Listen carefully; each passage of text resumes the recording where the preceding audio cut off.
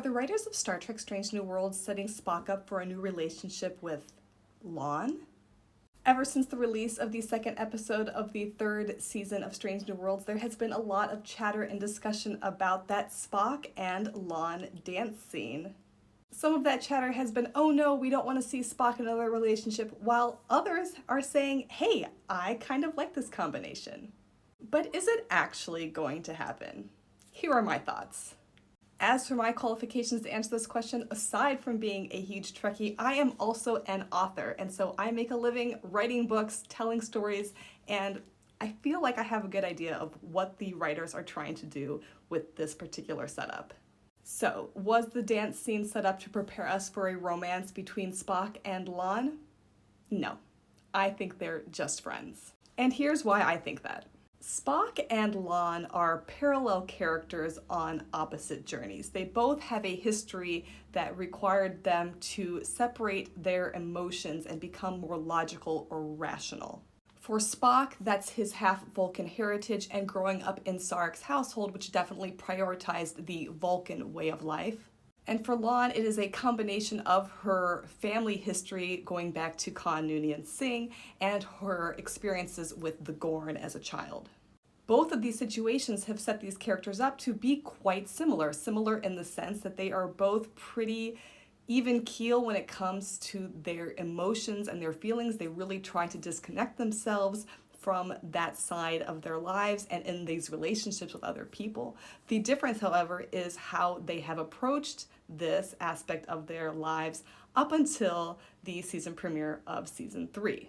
La'an has firmly been trying not to experience these emotions. She's been trying to keep herself separate. We see this really well in the episode where she falls in love with the alternate universe Jim Kirk, where she has to really kind of face the possibility that maybe it's not such a bad thing to have these emotions. But up until this point, and she even says this to Una, she really is just trying to be the best security officer she can. She feels like if she lets in this other side of herself, that she's going to kind of lose herself.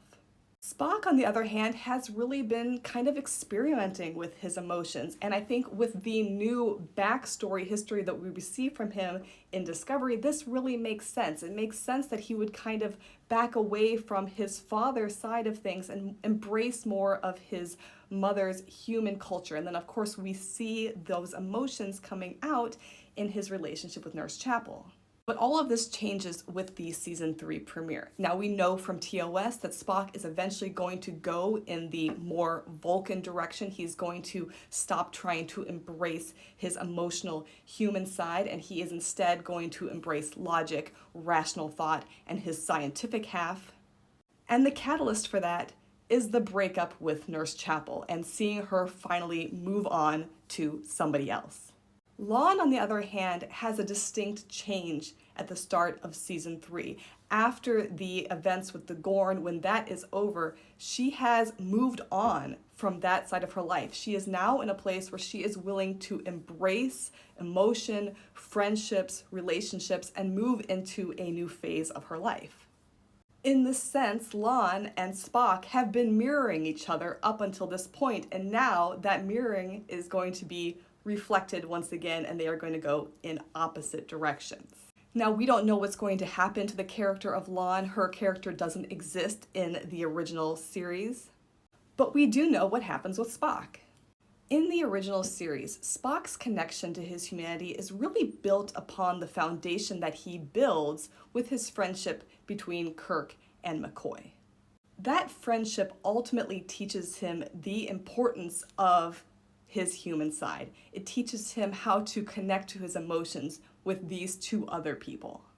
We can see progressively from the original series into the films how Spock changes, how his attitude towards his human side grows, becomes more complex, but how he also becomes more human.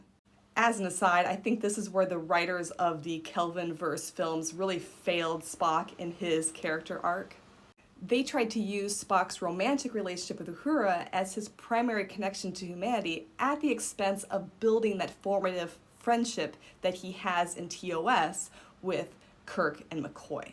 And I think that's why the Kelvin films seem to be lacking that really core relationship between the trio.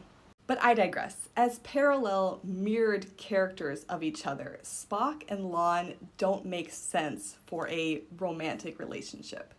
They do, however, make sense as an important, potentially mentoring friendship scenario.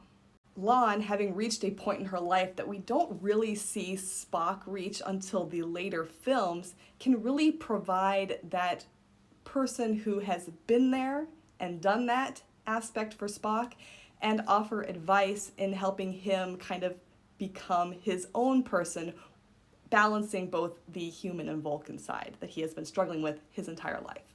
And I truly believe that she has been set up to display this dichotomy between the two characters, whereas we see her moving towards a more open and emotional version of herself, we are going to start seeing a more closed off and secluded, isolated version of Spock, which is great for storytelling. But critical analysis aside, it doesn't make sense to have La'an form an immediate romance with Spock because we know that Jim Kirk is going to break up with Carol Marcus. And that's where the real drama is. We've seen Spock's love story. That book is essentially closed. It's time to move on to another character. And I think the perfect setup for moving Strange New Worlds into the original series is resolving or not resolving the situation between Kirk and La'an. Because what will happen with La'an when Kirk and Carol separate? And how will that eventually move into the story of Khan in the original series? Because I believe that we are slowly unraveling the timeline a little bit. We have seen in previous episodes of both Discovery and Strange New Worlds that the timeline is open to interpretation, that changes can be made. Some events will still happen in the future, but some things can change. And I think that La'an is a perfect example of that questionable integral component of what is possible to be changed and what is going to stay the same. And that, of course, is another video in its entirety, but suffice it to say, it doesn't make sense to have La'an become romantically involved with Spock and then reintroduce Jim, having probably recently broken up with Carol Marcus again, as he does. Makes for great fan fiction. Doesn't really make sense for a story that is clearly trying to go in the direction of the original series without breaking too much of the canonical lines that are already set up for us. But what do you think? Would you like to see Spock and La'an together? Or are you interested in seeing how their journeys diverge from this point and they grow into the people that they will become at the end of the series? Let me know in the comments and give me a follow if you aren't already for more Star Trek breakdowns. And as always, live long and prosper.